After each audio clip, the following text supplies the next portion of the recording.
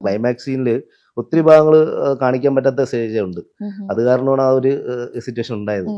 ഇതിൽ എന്തൊക്കെയാണ് ചേട്ടാ ഇപ്പൊ ചേട്ടൻ പോലും അത്രയും ഇൻവോൾവ് ആയിട്ട് കട്ട് ചെയ്ത് പോയ സീനുകൾ എന്തൊക്കെയാണ് ചേട്ടാ?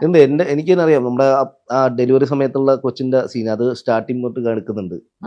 കൊച്ചിനെ പുറത്തെടുക്കുന്ന സീൻ വരെ എടുക്കുന്നുണ്ട്.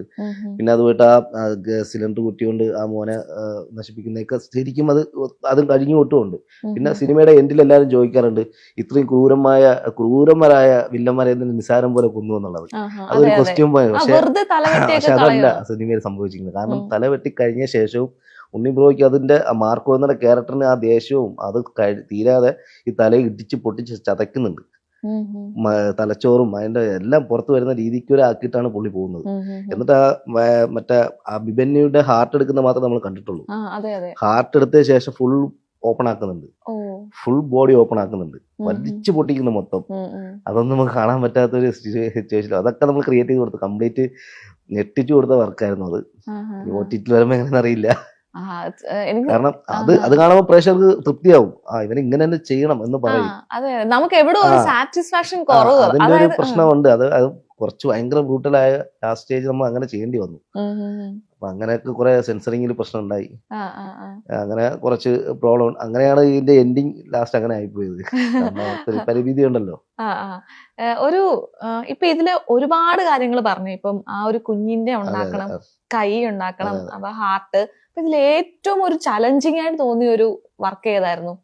ചലഞ്ചിങ് ആയിട്ട് നമുക്കിതിൽ ഒത്തിരി എല്ലാം ഓൾമോസ്റ്റ് എല്ലാ വർക്കും അത്യാവശ്യം നല്ല ചലഞ്ചിങ് ആയിരുന്നു. അതിന്റെ ഭയങ്കരമായിട്ട് തോന്നിയത് നമുക്ക് ആ ബോഡി ആയിരുന്നു. ഫുൾ ബോഡി അതൊക്കെ സ്പിരിറ്റിലിട്ട് കത്തിക്കരിഞ്ഞ ശേഷം എങ്ങനെയാവും എന്നുള്ള ഒരു ബോഡി ഭയങ്കര ഒരു ചളി. കാരണം നമുക്ക് അത് റെഫറൻസ് എടുക്കാൻ പറ്റത്തില്ല. കാരണം ഗൂഗിളിൽ അങ്ങനെ കിട്ടത്തില്ല. അതിന്റെ എന്തായിരിക്കും അതിന്റെ ഒരു അവസ്ഥ അറിയാൻ പറ്റില്ല. സ്പിരിറ്റിലിട്ട് കഴിഞ്ഞ ശേഷം എത്രമാത്രം അത് എങ്ങനെയാണ് ഈ ബോഡി കിട്ടുന്നതെന്നൊരു ഐഡിയ ഇല്ല. പിന്നെ ഞാനൊരു ഡോക്ടറുമായിട്ട് സംസാരിച്ച ശേഷമാണ് ഇത്ര പെർസെൻറ്റേജ് ഒക്കെ ഉണ്ടാവുള്ളൂ, സ്കെൽട്ടൻ അങ്ങനെ അത്രയും പോകത്തില്ല, സ്കിന്ന് മാത്രമേ അലിഞ്ഞു പോവുള്ളൂ എന്നൊക്കെ പറഞ്ഞ കാരണം ഫുൾ സ്കെൽട്ടൻ ഞാൻ പോയി പർച്ചേസ് ചെയ്തു. നമ്മുടെ ക്ലേ ചെയ്യുന്ന ആർട്ടിസ്റ്റിനെ കൊണ്ടിട്ട് ഞാനിത് ഉണ്ടാക്കിച്ചിട്ട് ഡയറക്ടർ അനീഫിക്ക് കാണിച്ച് 2 പ്രാവശ്യം മാറ്റി. കാരണം പല ഓപ്ഷനും വന്നു. അങ്ങനെ മാറ്റിയാണ് ഒരു ഫൈനൽ ലിസ്റ്റിൽ എത്തിയത്. അത് എത്തി കഴിഞ്ഞ ശേഷവും പിന്നെ അത് ഷൂട്ട് ചെയ്യാനായിട്ട് ഒരു 10 ദിവസം കൂടെ എടുക്കും. അപ്പൊ അത് ഈ ബോഡി കിട്ടുന്നത് 10 ദിവസം കഴിഞ്ഞിട്ടാണ്.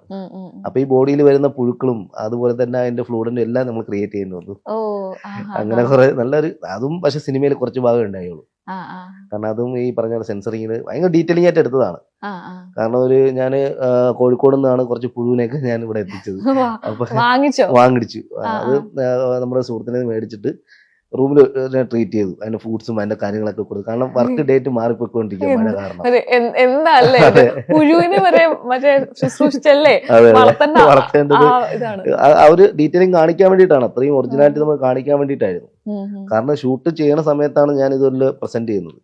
പ്രസന്റ് ചെയ്യുമ്പോഴത്തേക്ക് ഇത് കാണുമ്പോൾ അവർക്ക് അത്രയും ഒറിജിനാലിറ്റി തോന്നാൻ വേണ്ടിയിട്ട് ആ ബോഡിയിൽ നമ്മുടെ ഒരു ലിക്വിഡ് ഫോം ഒഴിക്കുന്ന ജ്യൂസാണ്. അപ്പൊ ആ ജ്യൂസ് ഒഴിക്കുമ്പോഴത്തേക്ക് പുഴു കഴിക്കണം. അപ്പൊ അതിന് വേണ്ടിയിട്ട് കുറച്ച് ദിവസം മുമ്പേ ഞാൻ ട്രെയിനിങ് ആണ്, ഈ പുഴുവിന് ട്രെയിനിങ് ആണ്. അപ്പൊ അതൊക്കെ കറക്റ്റ് വർക്കായ ഒരു പരിപാടിയായിരുന്നു.